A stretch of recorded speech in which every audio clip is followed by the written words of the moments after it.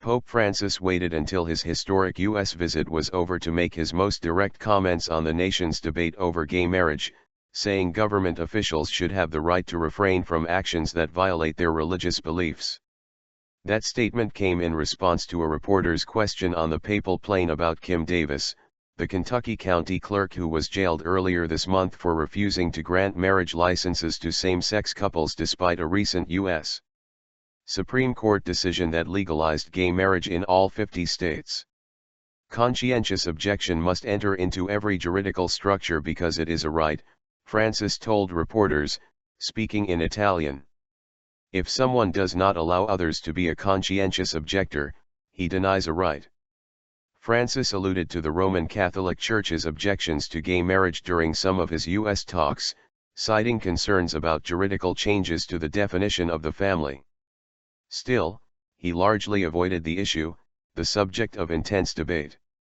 He wanted to be bridge-building and not divisive, and that's one of the most polarizing issues in contemporary American society, said Boston College theology professor Stephen Pope. The Pope had been expected to deliver an address Saturday night on religious freedom, which Davis backers, including Republican presidential candidate Mike Huckabee, have said is a key issue in her fight.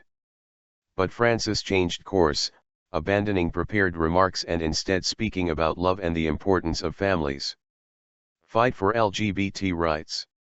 That speech came hours after Philadelphia Mayor Michael Nutter defended gay, lesbian, bisexual and transgender rights in comments on the steps of Independence Hall ahead of another papal address.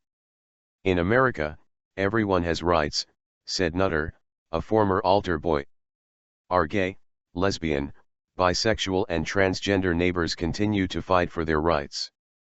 He cited a response Francis gave to a question about gay rights early in his papacy: if a person is gay and seeks God and has good will, who am I to judge him? Who are any of us to judge the lives of others? Nutter said.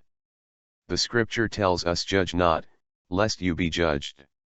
While Francis has brought a humble, non-judgmental approach to his office, he has not changed Catholic dogma, which holds that homosexual activity, extramarital sex, and abortion are sinful.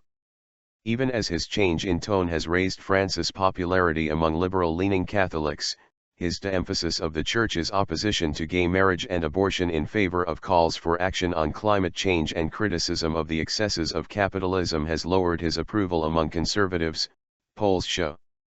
Papal spokesman Federico Lombardi told reporters shortly before his departure on Sunday that the Pope had not commented extensively on gay marriage during his visit because his views on the subject were obvious.